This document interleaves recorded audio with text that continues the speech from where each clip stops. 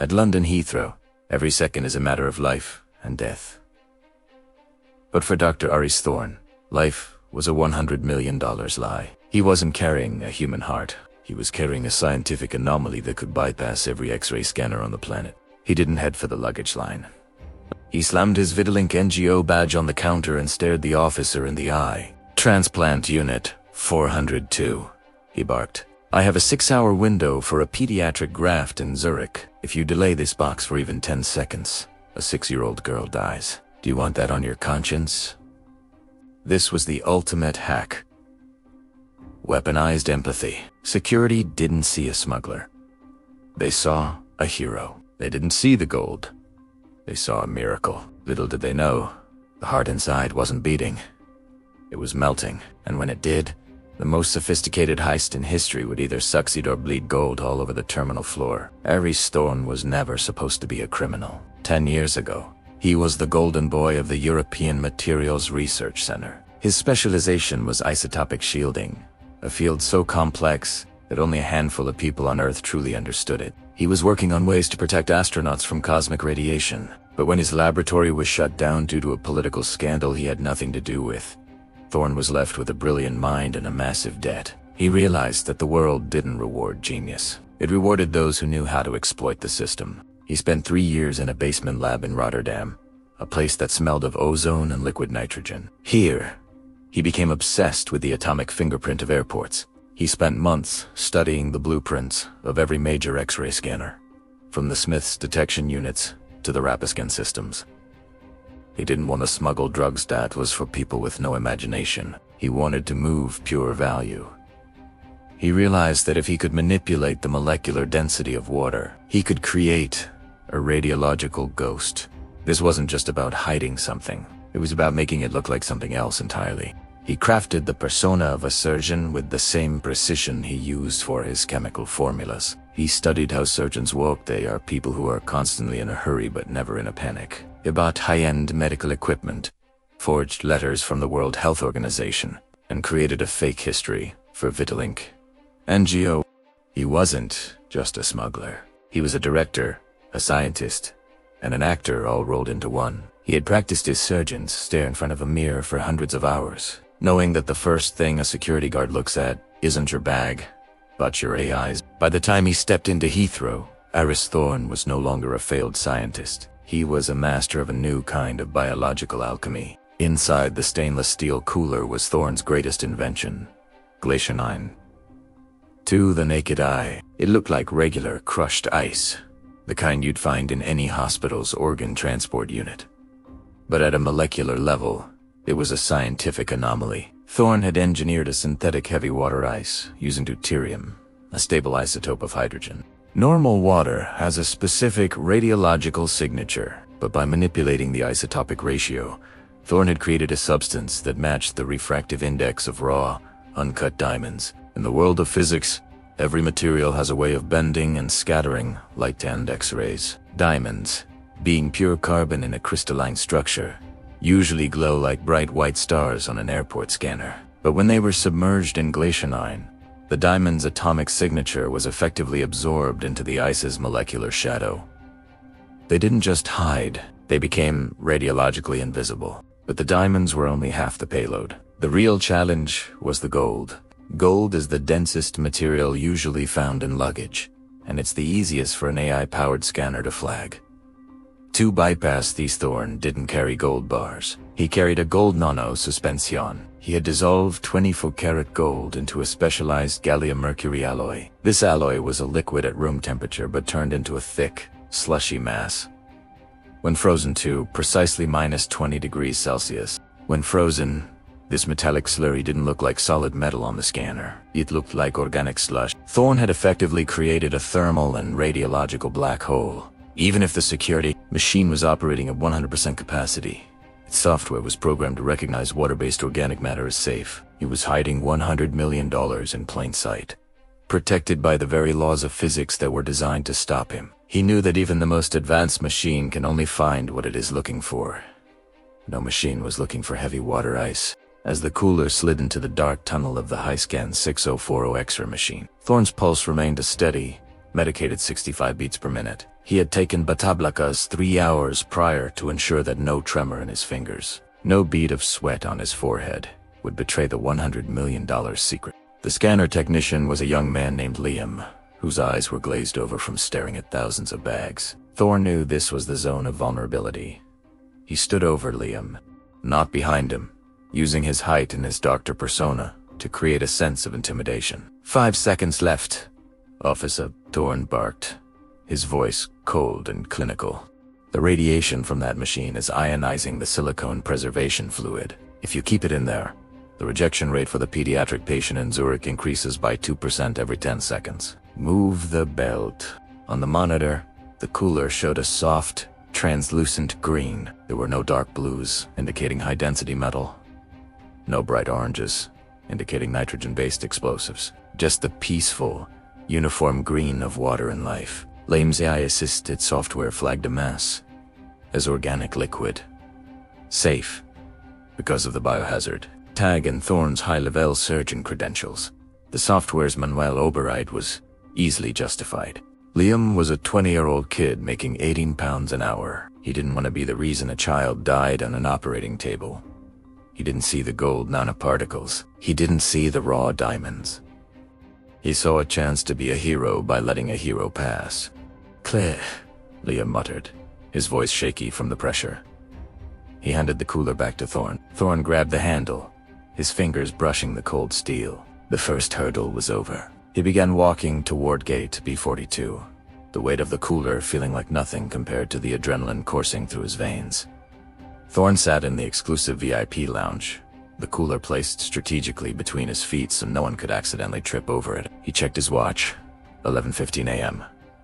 Boarding was scheduled for 11:35 a.m. He was in the home stretch. Then, the overhead speakers crackled to life with that dreaded, hollow chime. "Attention all passengers. Flight LX3-7 to Zurich is delayed by 50 minutes due to a technical fault in the cargo loading system. We apologize for the inconvenience." Thorn's heart skipped. 50 minutes. In the world of materials science, 50 minutes was an eternity. Glacier 9 was a masterpiece, but it was still subject to the second law of thermodynamics. It was engineered to maintain its stealth density for exactly 130 minutes, at an ambient temperature of 20 degrees Celsius. He was already at minute 95. The airport's air conditioning was struggling against a record-breaking London heatwave. The temperature in the lounge was rising. Inside the stainless steel box, the ice began to undergo a phase change. The solid blocks of heavy water were turning back into a liquid state, and as the ice melted, the gold nanoparticles which were heavier than the water began to settle at the bottom of the cooler. The invisible was becoming visible. The radiological signature of the box was changing minute by minute. But the most immediate threat was the seal. Because of the chemical additives Thorn used to stabilize the slurry, the internal pressure was rising. A tiny bead of moisture began to track down the side of the box. But it wasn't clear water. It was an iridescent, oily liquid that shimmered with a metallic, rainbow-colored sheen. When it finally dripped onto the white marble floor, it didn't evaporate. It sat there like a pool of liquefied jewels, reflecting the overhead lights in a way that screamed criminal. Marcus Reed was a man who had seen everything in his 20 years of customs. He didn't trust machines, because machines could be hacked. He trusted human behavior. He noticed Thorn almost immediately. While every other passenger in the lounge was complaining or looking at their phones, Thorn was perfectly still.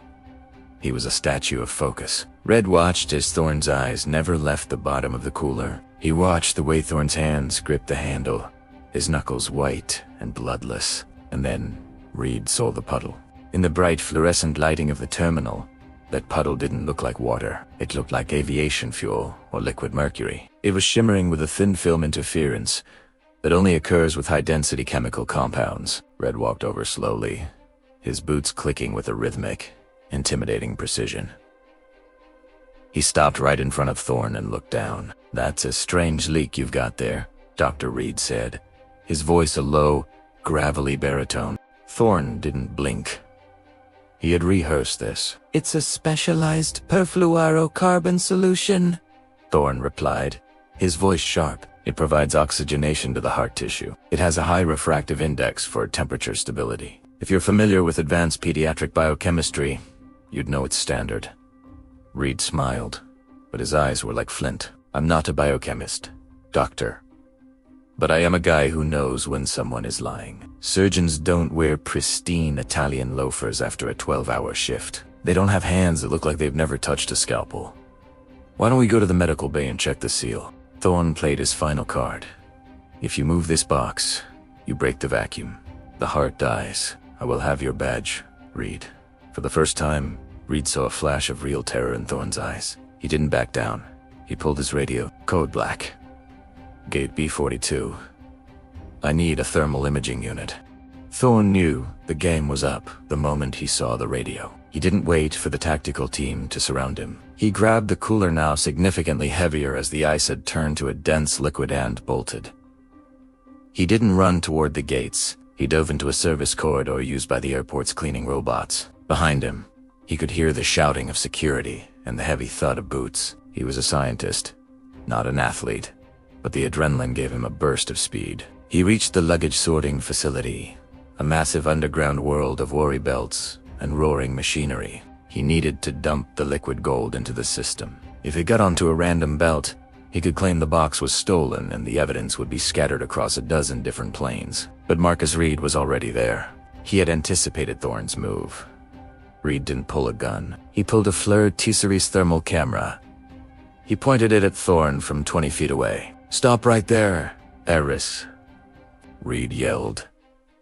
On the thermal screen, the world was a map of heat. The officers were bright orange and red. The machinery was a dull yellow. But the cooler was a black hole.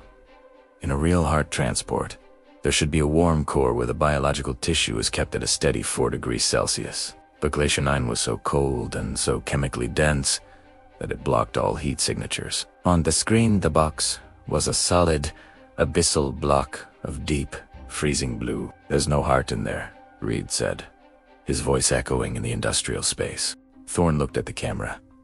He looked at the guards. In a final act of desperate rage, he swung the cooler at the luggage belt. The handle, made brittle by the extreme cold, snapped like glass. The steel box hit the moving rubber belt and burst open. The scene that followed was a nightmare of glittering light. As the cooler shattered, $100 million in liquid gold and raw diamonds poured out onto the black rubber of the conveyor belt. The gold gallium alloy, now fully melted, flowed like a river of liquid fire through the sorting system. Thousands of raw, uncut diamonds scattered like glowing seeds, catching the industrial lights and throwing shimmering patterns onto the concrete walls.